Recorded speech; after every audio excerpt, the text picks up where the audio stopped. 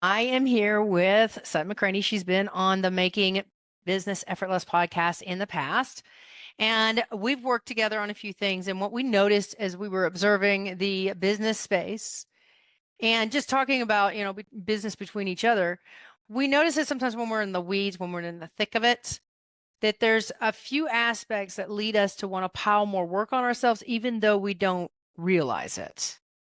And I think it's sort of twofold. So, with you, Sutton, and we talked about your business, I think it was more from I have this plan and it was a great plan, but you didn't realize that some of it was the same in certain aspects or that it could take slower. You could go slower with it.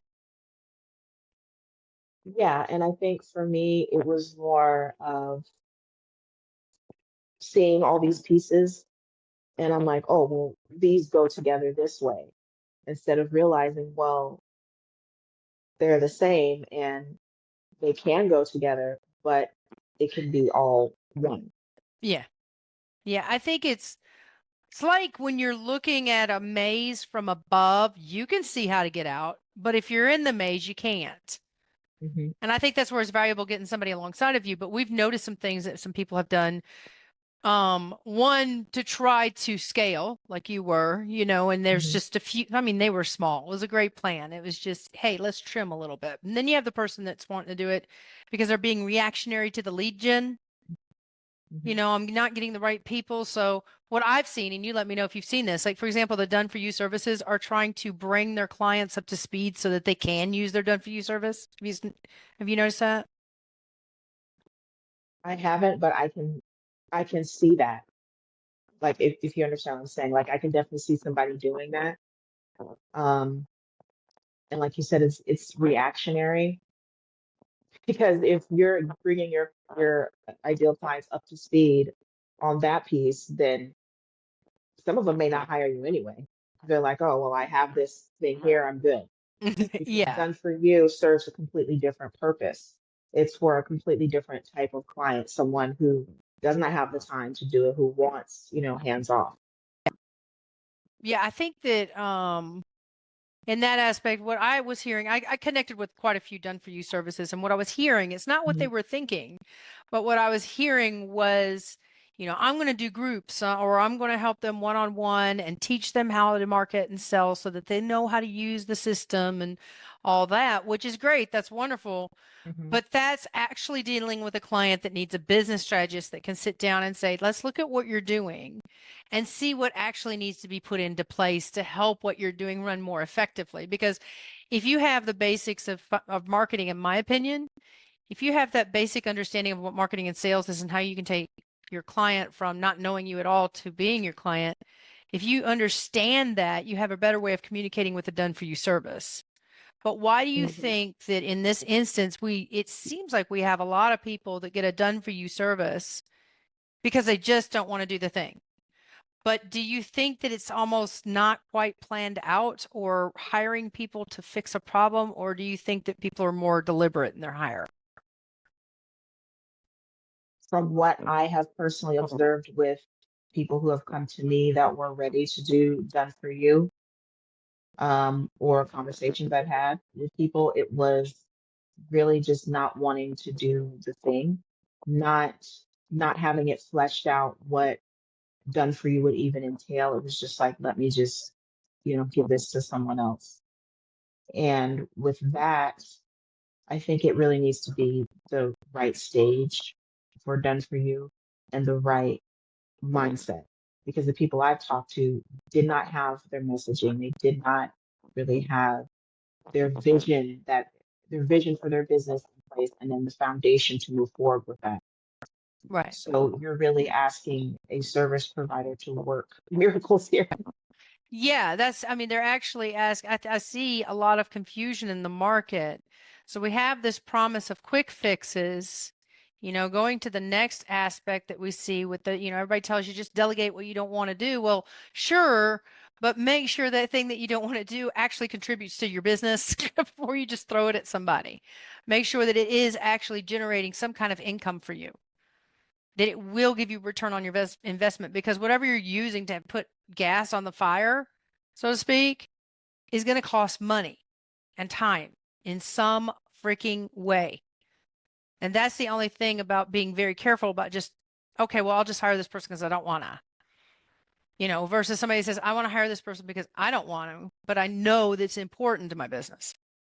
There's a difference there, right? So if we look at that, there's also a difference in the mindset of the person that comes along and they start out their big, membership and challenge or whatever, and they have big, huge expectations for that big, moment in the sun. And they get great lead gen at first, but then it starts to peter out. So what have you noticed happens when you have that, that even even with the newbie, even with the more experienced ones, that they get that big sale that happens, around Christmas and the adrenaline gets popping. And then it sinks a little bit and then it rises, the wave that can happen. And for some, it's more of a bigger, deeper wave, where others, it's just more like a nice little ripple. There's still that in that dip, there's still that, okay, well, when's it going to happen again? So have you noticed, what are some of the reactions and behaviors that you've noticed when there's a dip? I have noticed, and it's really funny you mentioned that. I have a client right now that we kind of have this conversation It's funny, repeatedly. isn't it? And it's a lot of things. First thing I will say is that there is not a proper strategy in place, I would say. That's the first thing. And the second thing is dips are going to happen as a business owner. That's just what it is. When you worked a 9 to 5, dips were happening in corporate that they were talking about. Board was sitting around discussing. You never saw it because you weren't there. And they discussed what to do about it so that it wouldn't dip too Exactly. Exactly. Yeah. So really wrapping your head around that's okay. And that's not necessarily means that what you're doing isn't working. We really need to dig deeper instead of just saying, oh, well, sales are dwindling or my momentum, is gone. What do we do? And then differentiating between momentum doesn't always equate to sales.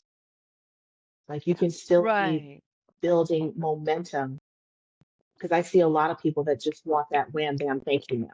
Like, okay, I did all the things. Where's the sales? Well, the sales happen when the ground swells, when you have that kind of crescendo effect, right? All of your efforts have compounded and those things come together. Right. So I think that really just having, and also that resilience within yourself to hold. It's more than trust the process. You have to, I think one business owner that I came across that was in a business that's always go, go, go. It's not it's just the nature of the beast, right? And she said, you have to be dedicated. You have to be willing to be up at odd hours. At times, not all the time, just at times. You have to be willing to get up and go in a flash. I've talked to 7-figure coaches that they didn't even know what freaking presentation they were going to do on day one of their challenge that they were holding until the day of the challenge. But that's because they already had a system in place, and things that they already knew was already the big, one of the pieces that led to those results that you talked about with the momentum. They understood what those buttons were triggered by which content. So in a flash, they could just make the decision right away based off of reading what leads they have, right? So I think that also leads to the flip side. So let's say you are, you're doing you go through the stages of throwing things at the wall, right? We're throwing things at the wall. We're trying everything under the sun. There's not really a strategy there. We're just doing what somebody else said to do. And then eventually you reach this point where you start realizing, as you invest and get more and more, confident in yourself and making decisions, you get stung a few times, but you start to realize, just don't put your fork in that socket. You start to realize those kind of things. And I think at that point you start to create those boundaries, but the flip side can still happen, I think, when you're successful. Because I think, in my experience, you have those clients, there's a point when you reach the clients. You know, you start getting the clients consistently, and then you start going, oh God, how do I keep this train going? You know, because now you've got the momentum is there, and now you're just really going. You're chugging along. You know exactly how many clients to get through the door. You know how many, you know, and how to serve these clients. And now you got to make the decision: do I do a VA? Do I automate? Do I get rid of stuff? What do I do here? Otherwise, even with success, you can drive yourself into the ground by adding too much before you're ready. So I think when we talk about doing these kinds of things, I think that some of the reactionary thing has to do with lead gen. Like in your particular case, going back to your client, I did the same thing with some of the, with, you're talking about the more newer business owner who's still in that little bit of a chaotic moment. They're not really sure how what the momentum looks like. They don't really know what the momentum looks like. And I remember doing the same thing, sitting there going, you know, 2 days ago, you made a sale. And last week you did the same thing. And then you made a sale. You know, so you start, that's where it's helpful, I think. But I think those that will not,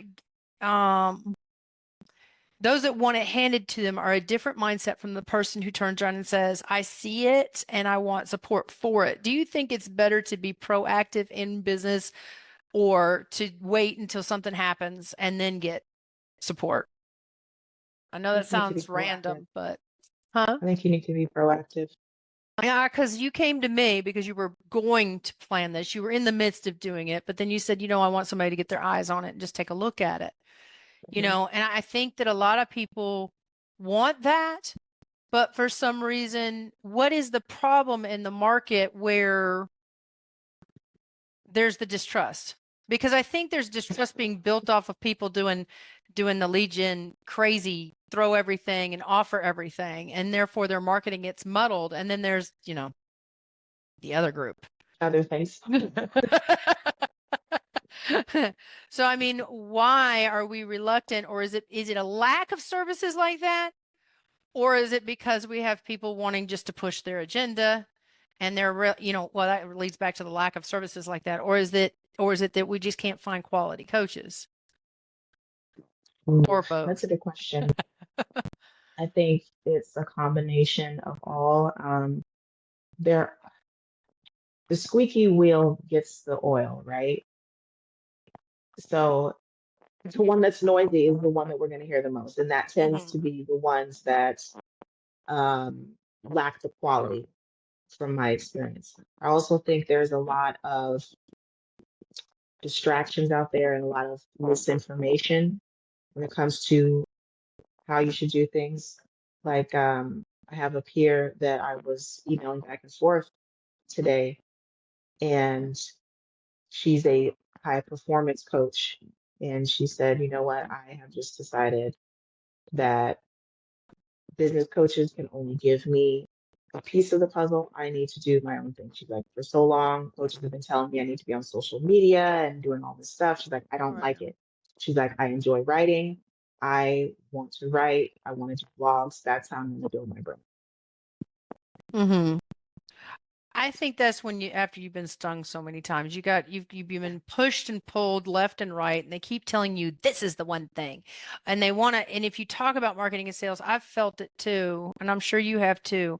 If you give your opinion about marketing and sales, they still want to stand firm in their opinion, and you're sitting there going, I'm agreeing with you, but this is the piece that I think is more important. For example, somebody said today, somebody was asking about, you know, I want to get my podcast going. I just started, and they asked about SEO. And I was like, whoa, slow your roll. How about we just do some podcast episodes? Let's just see if we like it, okay, before we start doing that mess. Because keyword research is when you're getting serious and there's a strategy behind it. It has a lot to do with your copywriting.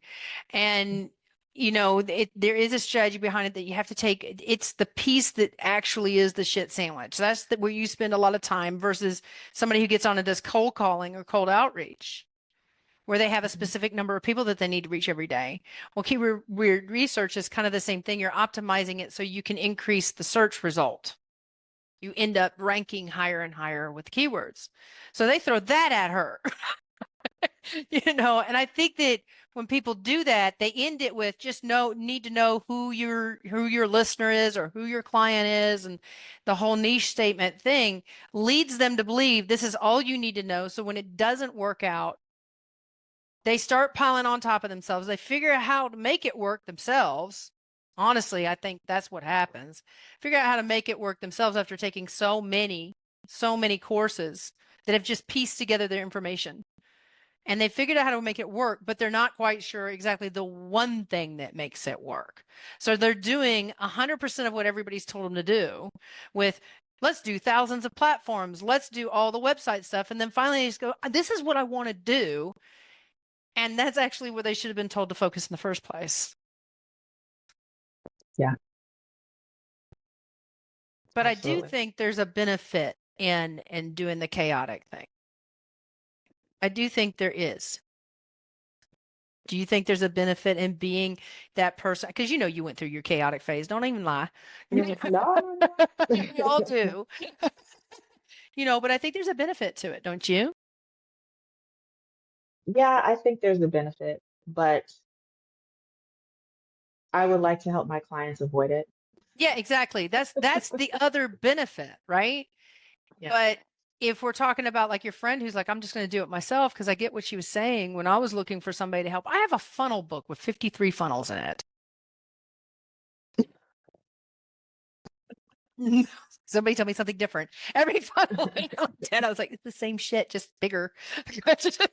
Right. And I'm sitting there, just like, somebody tell me something different. And out of the clear blue, it's like they're unicorns that just pop out of nowhere. Mm-hmm. Real business consultants. They call themselves business coaches because that's what the audience calls them. But they're real business coaches. They didn't just wake up one morning and say, I think I'll be a business coach. They actually have that That's another background going on. podcast. Yeah, that's another podcast. So, I mean, they actually have that. So I think that there's a reluctance there, and you get successful because I've heard the client that says, well, I'll wait until there's a problem in my business. Well, the problem happens when you're not seeing the leads that you want. Mm-hmm. Mm-hmm. That's when you need to catch it, is when you're sitting there going, I don't like the people that are contacting me in the DMs. And I'm not talking about people that are trying to sell to you. I'm talking about the people that you think are freebie seekers and whatnot. Mm-hmm. Mm-hmm. Yeah. So, I mean, with piling things on. So when you see somebody piling something on, what does that look like to you when they're piling on in their business? What's an example that you've seen? Well, that would look like, to me, taking on things that they don't want to take on. If their In focus order to was, do what? Why would they do that? because it's what you're supposed to do. Okay, so what are the examples? What are the examples of what you're supposed to do? You are supposed to, sacrifice. You're supposed to be up at wee hours in the night, in the morning, working on who knows what on your business. So Burning the midnight oil. You are supposed to be on multiple platforms at once. You are supposed to have a sales page. You are supposed to have an email funnel, an event that you're hosting, a freebie, a masterclass, a Facebook group, a school group too, a podcast, being all the bundles and I mean, do you hear? I mean, there are people with actually all of that going on in their yes. business, and I've been there too. But it's like you don't recognize it until you focus in on one traffic source, one conversion item, one, just focus in on one. And the thing is Facebook is a strategy. LinkedIn is a strategy, and LinkedIn isn't just social media, it's SEO. YouTube is Google. I mean, hello, so they have different behaviors and different ways that they work. And on top of that, you want to add email marketing. These are a lot of steps. And I don't think we know how to break them down. So how would you break down? We'll do something small first. Posting. Okay. Somebody just thinks that you need to post, 2-3 times a week. Well, what's the breakdown of that if you're going to talk about it strategy wise? I mean, just a simple framework of what you think about when you're posting. Well, my first question is what is the purpose of this posting? Are we just, posting a poster? Is this leading someone to somewhere? That's the biggest issue I see with posting specifically is there's no um there's no planning behind it as far as not necessarily the words themselves, but where do we go from here? Where do What we am go? I selling? That too. Where do we go from eyeballs on words to where? What happens after that? Where are you taking them? Yeah. Exactly. Yeah, I mean that's a huge thing even with Facebook as they would hammer that in. They're like you have to be clear about where you're sending people. What is their next step? I think that the problem is that a lot of people are told that they need to post, but they're not understanding there's a different way, there's different ways to post, there's different types of posts. There's all Mhm. kinds of different strategies. I've noticed a huge uptick when I just post something that just gets everybody's attention, either pisses them off or gets some, just wanting to comment, and then posting something else right quick where it's a call to action and I get results. I see it. I see what happens. Oh, there's a knob, there's a button, there's another trigger, Mhm. I think everybody believes, well, I posted once and I should be growing my business now. Mhm. I don't, that's a bit extreme though. Do you really think they think that? Yes. And I'm not even saying that to be, facetious or anything like that. I think people think that because they think that's how it works. You put the coin into the slot machine Well, and let's it look at the rings down. proof on social media. What are they told? I mean, we have I went viral. Yeah. Learn my template for going viral. That's like telling people the Yeah. numbers you scratched on the Uh-huh. lotto. I made 10K from one post, but Yeah. there's no context to how all of that went down.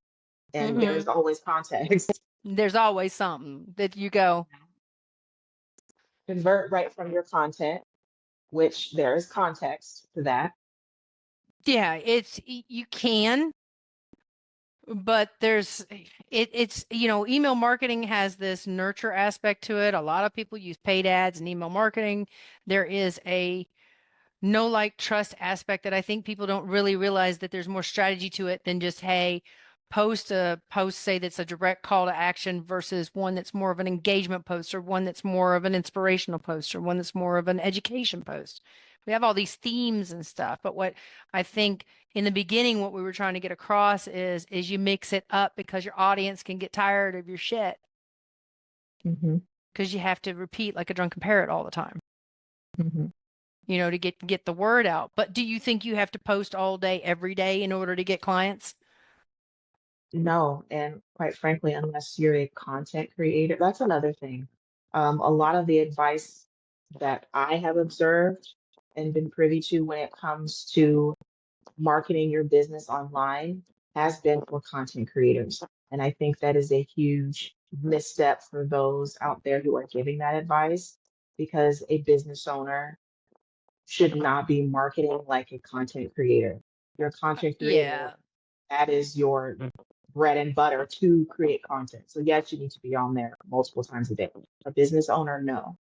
Yeah, I think that, I've worked with business owners that aren't necessarily content creators, but what they do is what people want to learn. And they there is a problem there because they've been told the quick fixes, the shallow things out there on social media versus having somebody, actually do a video or something that is, you know, um, gives them steps to understand that this is not something that happens overnight. You Mhm. have to keep doing this for at least this, because the main question I always hear is how long? And even successful business owners, yeah, how long does it take to get clients? I can't tell you. Can't tell you that because it depends on what you're doing. And I've seen this guy, he's not a content creator, but he has somebody else write his webinars for him. And he goes out there and makes his appearance. He knows what to say. He's told them what it is that he wants put in there. He knows what he needs to say. They're just tweaking it so that his audience can understand it. That's all they're doing. And they know how to do that because he's clearly communicated with them. This is what I need in here. This is what my people have told me they need to know. These are the frequently asked questions. And I think that we tend to, and that was his big money thing. I mean, I've seen coaches make a lot of money just on selling one offer instead of having, like, the Walmart Supercenter website that I see out there sometimes, where they got 16,000 different things for you to choose from. I mean, think about it. If you've got 16,000 different things to choose from, which one are you going to go for? The big price one, the little one, or the middle one? Depends on the pricing. Honestly, it depends on the pricing. Yeah. So, I mean, when we're doing that, we're being told all of that, and then we have bad lead gen, and we don't understand why it's not working. What do we turn around and do? We're already stretched thin. What do we turn around and do? We've already sat there and done that. We're doing all the challenges and everything, going crazy. What else do we turn around and do? Hire someone else, burn it all to the ground. Let's bring them in on our hot mess. Yeah, change niche. Yeah. Pivoting, adding another social media, doing another offer, a bigger offer, offering more inside the offer. In and of itself. I've seen people offer, like, this one girl had group sessions where they were accountability sessions for the group to meet, right? But she had to moderate it, so she was there. So you tell me what you think if you heard about a coach doing this. So just if as a prospective client, I know what I already think. So, but that's just it's my opinion. So anyway, she has that group, and then she has one-on-ones that she does with her, her VIP people, but they also get access to the free group. And then they also get access to the group that she has for paid people. And she's available in all of these, as well as doing lives inside of her group on Facebook, which everybody's in. Would you want to pay her? It sounds repetitive, and it sounds like too much. If I was looking to hire her, I'd be like, well, what's the point of me paying, for this VIP when it's just, everyone else in there? What we call that is her offer is cannibalizing. So you've got the ones that are free. Your free offers can actually cannibalize your paid because you're giving too much in the free. And then we lead into the whole gatekeeping argument. It's not gatekeeping. I think it's making too big of a promise. Absolutely. Because if someone's paying, say $50 per month, how is it gatekeeping to give them $50 per month worth of whatever it is, information, guidance, because that's what that person paid for. If you're giving them more than that, you're probably overwhelming the person. Well, the thing is that they talk about high ticket coaches, right? Which you're targeting more corporate level, big, professionals that are making those 6, 7, 8 figures even, right? And so you've got those people, they have a different mindset around all of this. They look at that kind of stuff, and what they're like is, you can save me time. If you can get me my answer in X amount of time, I will pay you thousands, because that's how much they're wasting time trying to figure it out. Well, yeah, and they understand that time is money. Yeah. The more they sit on it, the more they bounce around, the more money they're losing. So they want somebody that can tell them the answer right then and there. That's why, you hear about coaches saying they're charging for $30,000 VIP days, is because they're targeting those big guys. The flip side of that is they do have to do a little bit more marketing, but they might have 1 or 2 clients that pay for their whole freaking year. Yeah, absolutely. Yeah, it's just a completely different, mindset and who you're talking to. And that's another thing. Your offers need to reflect who it is that you're trying to target, right? Yeah. So I think when you actually overgive, you're repelling the higher paying people. If that's who you want, yeah. Well, the higher paying people, if that's who you want, correct, right? It depends on the niche that you want. So if you're looking at your person, if they are more of a beginner, because I've helped the beginning, the startups, just fresh out of the box, here we are, I know what I want to do. And they've done a little bit of the research, and they've got a plan of action, but they just don't know how to get there. What are those small steps they need to take? And I think where they're misled is they're told this is all you need to do, but they're not told this is what you need to do with your business plan. They already had a Mm-hmm. plan of action. Most of them know what they want to do Mm-hmm. and why. And then somebody comes along and Mm-hmm. says, screw that, let's do something else. Oh, yeah, that's a big issue. Yeah. Hmm. That I happened to think me. it's yeah, go ahead. Yeah. No, I was just gonna say that happened to me. So yeah, it's definitely something that happens. People coming along and kind of just like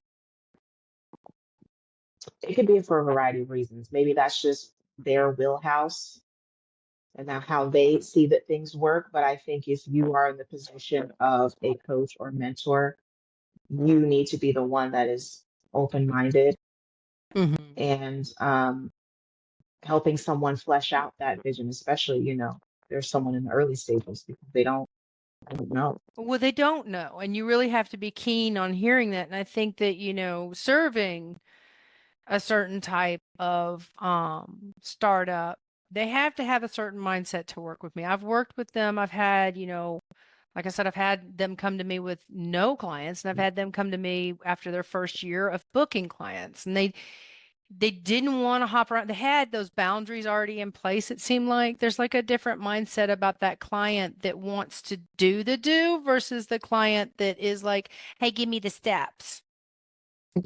I mean, it doesn't matter what level of business, but I do like the successful solopreneur because there's that nice little tweak right there where you're trying to scale and reach your next revenue goal.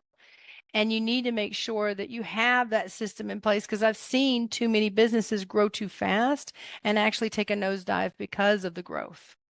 So there's a fine balance there. And I think we're taught we need to do it fast. But the thing Hmm. is, we have Sutton McCraney over here with her children, her beautiful children that she wants to take care of. And then we have Alex Ramosi with his electric truck and his hot girl. Yeah. Yeah, Sutton's gonna be slow because Sutton's got babies that are growing up fast. Sutton's gonna have different boundaries compared to Alex Ramosi. And he knows his, I'm not saying, Yeah. he knows his stuff, but the speed that he has to go is equal to the kind of lifestyle he wishes to lead. Well, and that's the key here, the lifestyle the person wishes to lead. And that's the part that is left out. We Mm-hmm. are given the Harmosies and the Gary V's as the standard instead of, wait a minute, why did you start your business in the first place? Mm-hmm. You had, like I have a client whose mother is ill. You wanted to be able to take care of your mother, right? Or me, you wanted to be able to be more present with your children. That's where the focus needs to be. So, coaches, mentors, let's help you live that out. Let's help you Mm-hmm. do that, whatever that looks like. I mean, it's okay to be vanilla. We don't have to own the electric Yeah, truck. Okay. So, I mean, yeah. like, I'm like podcasts and horses. I'm good to go. You know, I had a Mhm. client who all he wanted to do was get in a trailer and just travel around the world running his business. That's all he wanted to do. That was it. Yeah. And I mean, he didn't care about making zillions of dollars. He just wanted to make enough to live that lifestyle that he wanted. Hmm. And So, that's how do what we it's help him get there? about. Yeah. Right. And yeah, I mean, you do need to, in your messaging, speak to the person that wants the level of business that you want to support. Because I do want somebody that's serious about growing, not just somebody that wants to do it as a side hustle. I want somebody that wants, well, I mean, there's people that do wonderful, successful side hustles, Hmm. but I'm talking about, I don't want to say real business, but business. I mean, it's where you're running something that runs for you and supplies your income and supports your family and supports your lifestyle. The thing that gives you that, for me, the beautiful freedom of being able to go, you know what, fuck you. I'm not doing that right now. I'm going to go over here. Hmm. Hmm. I mean, literally. But yet here we are thinking that we need to live the fast life and do everything 1,000 miles per hour. And then when lead gen isn't great, or when we are stretching ourselves thin and and that train is going fast, we don't see why we can't put the brakes on or where the brakes are sometimes. And I think that's why it's imperative to have that mentor that's been there, a little bit ahead of you to speed that up a little bit, to move it forward in that aspect. Absolutely. I 100% agree with that. And I think people like you and I and others listening, I think it's our responsibility to be open and honest about I think that. when you're Yes, it's transparent, it not, works better. yeah. I mean, yes, it's not cute, it's not glamorous, but it needs to be said, to help build the trust again that's been broken in this online industry. We got caught up in going fast. Mhm. And it's kind of like you go back, I hate to do this, but you go back to when people told stories. The story would change with each generation until it was written down. And even after that, it was changed and manipulated and changed and manipulated. Mhm. Every story that's old as time has been changed and manipulated because of what's man's interpretation as it was passed down from generation to generation. The same thing can happen in your business. Mhm. When you're in business and with the way that the online space has grown, it's like we lost bits and pieces of those keys because we were trying to go too fast. COVID came along and it sped a lot of things up, and people were like, I don't know how I got here, but I'm really successful doing it. Let me teach you how. You know, and that's literally what it is. That's what happened. But, then you have inside your own business, this can happen. You start your business, you get it up and running, you are successful growing the business, getting clients in consistently. And now you noticed, I had a client who hired on staff. He didn't hire on a VA. He hired on another teacher. He hired on another instructor who could take on the classes that he was offering in his model. He didn't hire a VA. Yeah, that's what my And that friend did. gave him free time to focus more on the private sessions, which were a much higher price, which gave him more free time to go. And he started dipping into other corporate and organizations and introducing his process to them, and they were buying it from him. So he had time to be able to step away from his business. But the thing is that we were very much aware of is you have your business that you're doing. And he said, I need somebody that understands my business. I'm going to hire one of my students. And he did. He said, you have to be, he's in his mindset, and he was right. In his mindset, you want to know exactly how to tell that person what you want. And he said, I prefer for them to have an understanding of my business before they step up in here and as someone who's working for my business, because if they don't, that can stop the business from moving forward. They're going to add more business. They're going to add more work for you in the process. And on top of that, that first hire is usually somebody that knows your business. And then you have the other ones. So just like the stories getting manipulated and changed with each edition, that deteriorates. And that's why you need an owner who's watching and knows what to Mm, look for to see what triggers and what buttons are not being pushed. mm. That's an excellent breakdown of that. Yeah. And automation is the same way.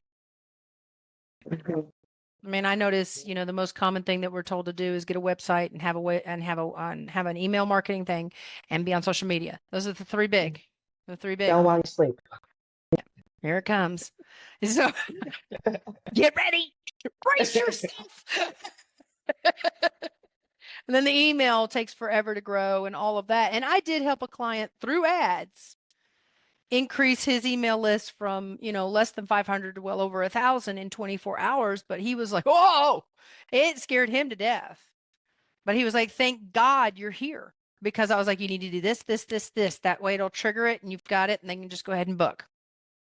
And it's that kind of thing that I think business owners are lacking in some of these services, where you've got somebody that can go, here, this is what you need to do. The path of least resistance to get it done so you can get the check in the mail Mm, from your clients. I mean, you've got to understand your client onboarding, but you've got to understand your client acquisition as well. mm. Yeah.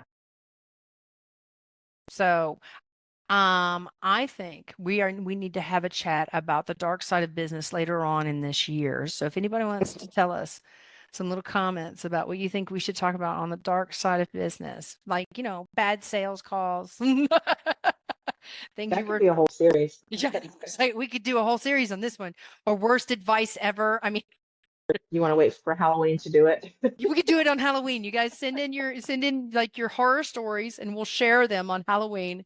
Send us your horror stories, and we will read your horror stories and tell you what we think about the horror story. That sounds like fun. Just do something fun for Halloween. The dark side of business. Scary. All right. Business House of Horrors. Sutton's information is down below. She helps the leaders in business, is who she's helping out there. Those big professionals out there who are just wanting some extra time and space to either punch a pillow or go out and enjoy a day with the kids. So thank you so much, Sutton. Let you get back to your family. Thanks for joining us today. Thank you, Leah.